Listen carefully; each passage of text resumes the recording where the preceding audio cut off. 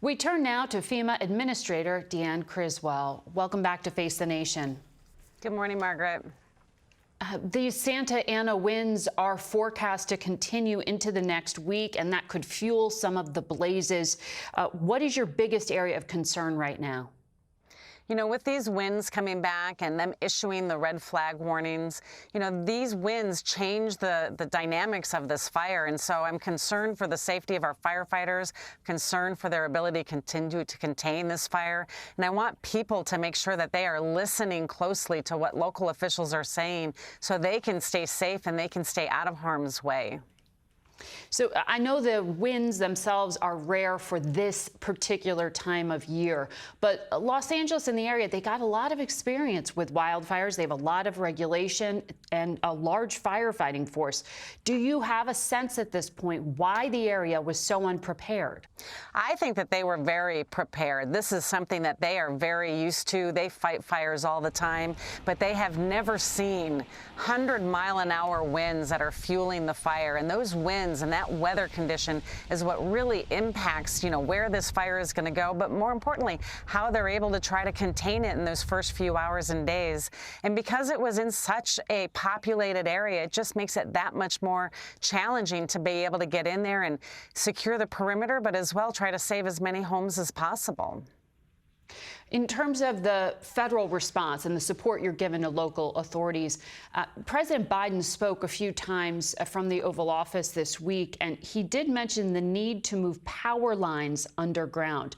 Do you know, were the power lines a cause of any of these blazes? Yeah, I don't have any information on the cause, and I think that's certainly going to be something that's going to be, you know, under investigation. But I think when we think about moving the power lines underground, it's not just from the cause, but it's also how do you keep the power on when we have these severe weather incidents? When you underground them, you create a more resilient community, and it can withstand the impacts of all of these different types of storms, whether it's fires or hurricanes, and we want to be able to keep these communities energized. Will that be a requirement for any federal support for the rebuild? It's not going to be a requirement for us unless it's part of their local code, right? And we want to be able to enforce the local codes that they have. And so we'll work closely with California as also using this as an opportunity. You know, even if it's not a requirement, is this something that they want to be able to do? We have additional ways that we can fund that through our programs as they begin the rebuilding. The governor has indicated he's looking at a number of executive orders. If local environmental regulations are loosened here in order to help quickly rebuild, does that concern you at all? And will it make it more complicated for people to obtain insurance, which we already know is quite expensive and hard for many Californians to get?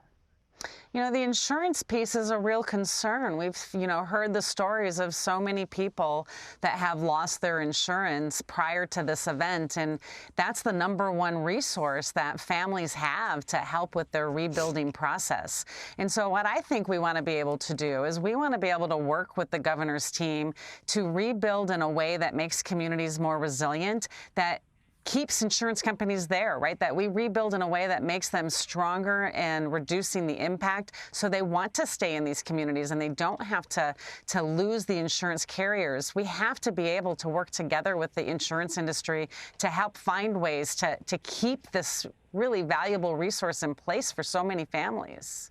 But many of these policies were already canceled months ago, as we've been reporting. So should the government, though, be in the business of stepping in and helping people rebuild if the private market has deemed these areas just too risky?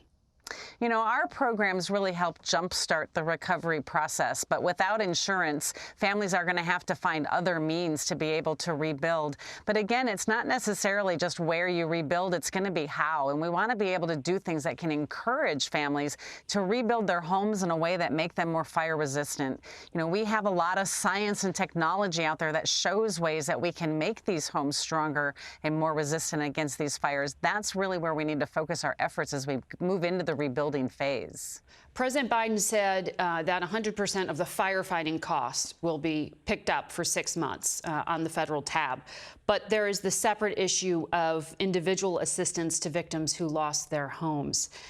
We checked, and Congress set the maximum FEMA grant level at just short of $44,000. It's very expensive living in California. Does that need to be raised? Should Congress do that? So again, our programs aren't designed to replace insurance. Our programs are designed to jumpstart the recovery process. And we know that in many areas, not just California, that that is not going to be enough to rebuild a home, which is why insurance is so important. We'll work with other partners, and one of our greatest partners is the Small Business Administration that can do low interest loans to these families to give them another resource to help rebuild. We'll also work with our nonprofit partners, philanthropic partners, bringing the whole society together so we can work with each family to help them figure out the right tools that they're going to need and the decisions that they're going to have to make as they go down this recovery journey. You're describing a really costly enterprise here. I've seen estimates on damages that range from $60 to $130 billion. Do you have any ballpark figure at this point? Because it would seem, according to President Biden, that Congress is going to have to do more.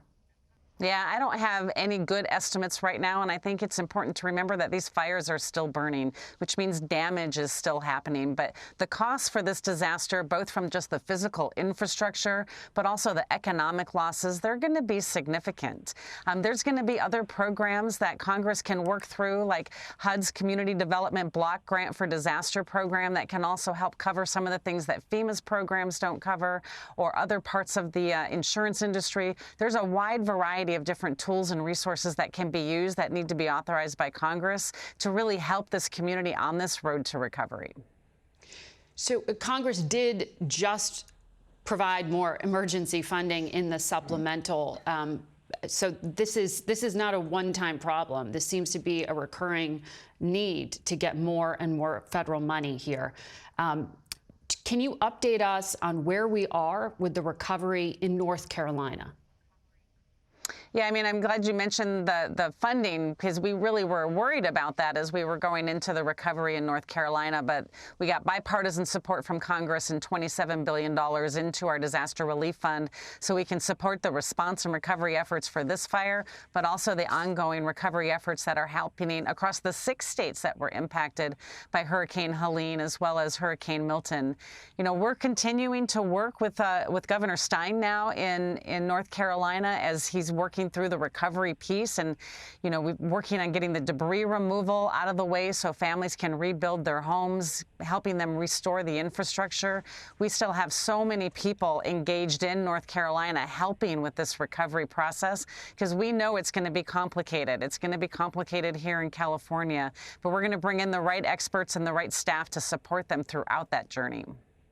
Secretary Mayorkas recently told us that you all had to pull some federal workers out of the area, out of North Carolina, because of threats against them. That's fueled by misinformation. Has that ended, or is that threat continuing? Yeah, I just want to be clear. We had one specific incident at one day during the response in North Carolina where we pulled people from going door to door, but we always kept our facilities open and we had people in all of those communities. But it's really unfortunate that we had to do that, right? Because the misinformation was creating these harassing environments for our staff.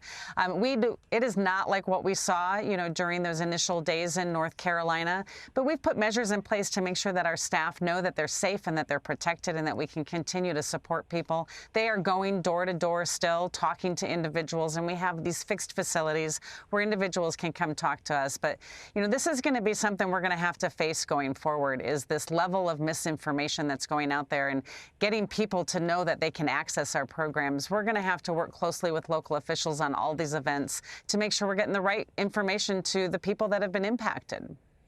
Well, we appreciate you joining us today to get the message out, Administrator Criswell. Good luck to you. Yeah, thank you.